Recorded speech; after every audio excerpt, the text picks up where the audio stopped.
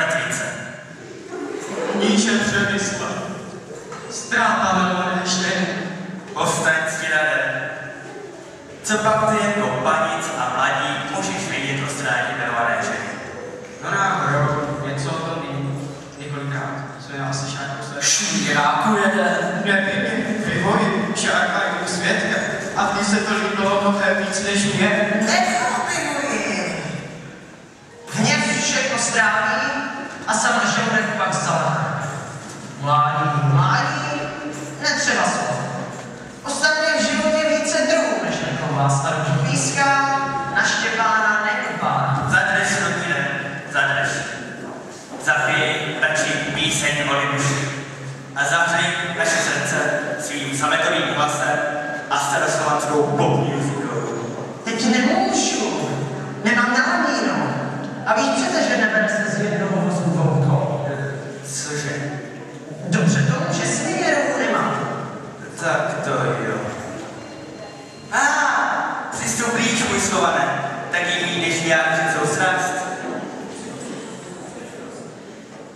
Dosti smutku, půjdeme na kanca.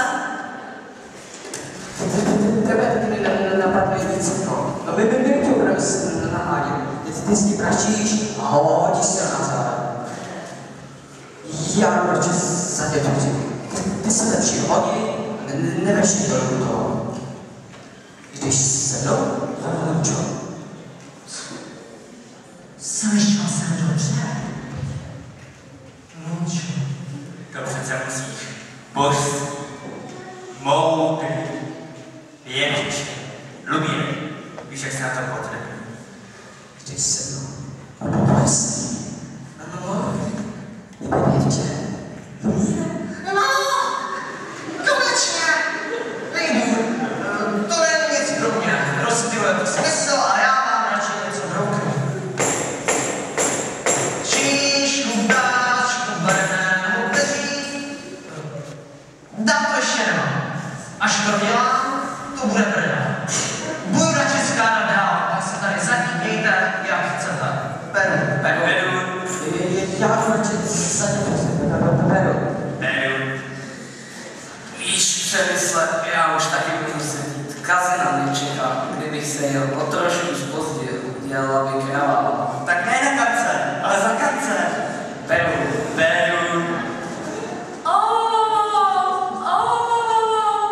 A jej, Vlasta. Teď se dostanu ke slovu až do večeře. Slovanští bohové, stůjte při mě.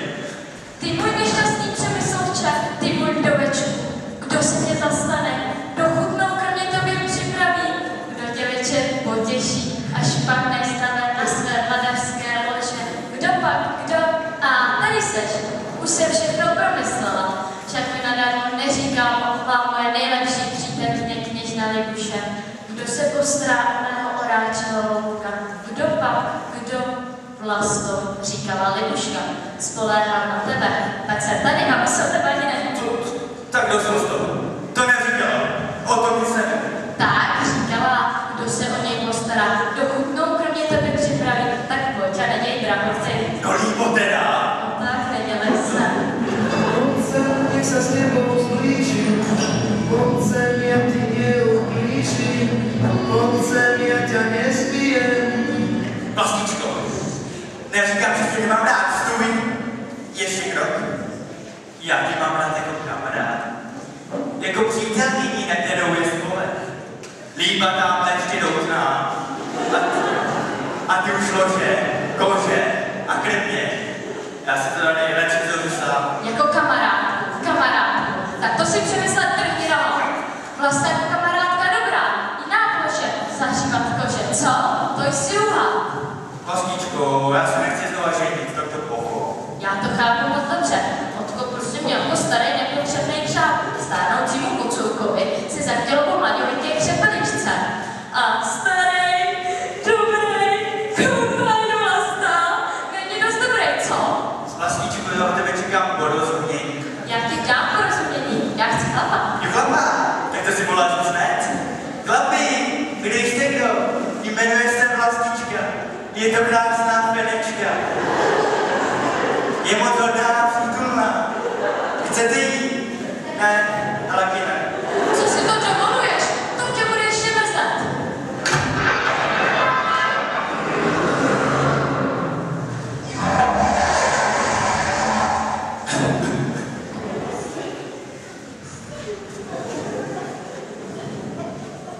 Stalo se něco? Slyšel jsem, že tady byl volám o pomoc. Myslel jsem, že se tu ubližuješ jednou. Co ty víš vůbec o ženách? A kolik máš vlastně otroky? No tam, Majdalenka, Vápolinka s Veroninkou. A taky Růžina z Praseča. Všechny jsou velmi sečtělé. Je sečtělé. A jinak nic? Co si to měl myslíš, kníže? Pro svůj budoucí chod, co zachoval čistý, jako kvítek lilie. Máš recht, chlapče, máš recht. A co kdyby svá opásí jako trpí. Prodiskutovali bychom naše literární památky, literatura před spaní, to je moje. Netří do jiné myšlenky. Ale neposílej žádného štyle, tak beru. Beru. Chudák Míše, jak to musí být? Já svůj šárku hledu teprve 6 dní a už mezi nemůžu držet. Šárko moje milá, tolik jsem to mě po tobě získal. Stěrátku, lásko moje. Pojď, půjdeme běhat do březového háje. Zase běhat do háje? Vždyť jsme tam běhali včera. Já mám lepší nápad. Pojď, dej mi ručičku. Nedám, ještě nejsme svoji. A potom hlavně si mít miminko. Pohubičce, ty blbečku. Víš, co říkám, když beru pustu, nic zukovici z úst. Tak pojď, půjdeme běhat do háje. A když vidí, Co když nevidíš? to nejde, je to strašně zprosté. Tak já se otočím. Tak já ti dám Ty mi dáš. 2 dny. Když si sám já nejdu, budu radši sama doma. Až jeli na řík. Nechceš přijít? Cože? Vaši nejsou doma. Co tvoje pověst? Co by tomu řekli sousedi? Už to mám. Půjdeme tam do srbu, vezmeme s sebou luky a budeme se od něj učit takovou moudrosti. Moudrosti a moudrosti. Říká samý blbosti. Nerozumím mu ani slovo. Medovina z ním mluví a ne slovanští bohové. Tak dost čáru. Žádná premiéra už nebude. Počkáme se až na generálku. Vyboji, máme kančí na porovka. Kasi, já ti tak závidím toho tvýho pivoje. On je takový mužný. Holky, neviděl jste tady takového krásného kluka z křemový družiny? Co to meleš? Tam je samý krasavec. Na světě nejde nic stěra, ale mohl by být trošku stělejší. Kalzy, poprospěje, aby stěra nezasvětil do milostných záležitostí. Jestli chceš, poučím ho klidně sama. To se obáváš, vyškrábal bych tě oči. Peru holky. Vyrovnat, nikdo ani hnout. Musíme něco důležitého projednat. Něco se na nás chystá. Cítím to v bříži. Mám z toho strach. Vždyť to jsou ty nejpříjemnější povinnosti. Kozy. Vlasto, kolikrát jsem ti říkal, že to nemají kozy, ale kazy. Už nejsme ve vážnosti jako dříve. Domácí kuchty a buďky z nás chtějí dělat. Pravdíš. Což pak to někdy bylo, že muž byl pánem, žena musí vládnout a muž ten musí být neustále pod ní. Holky, víte, že jste byli s Líbou jak rodné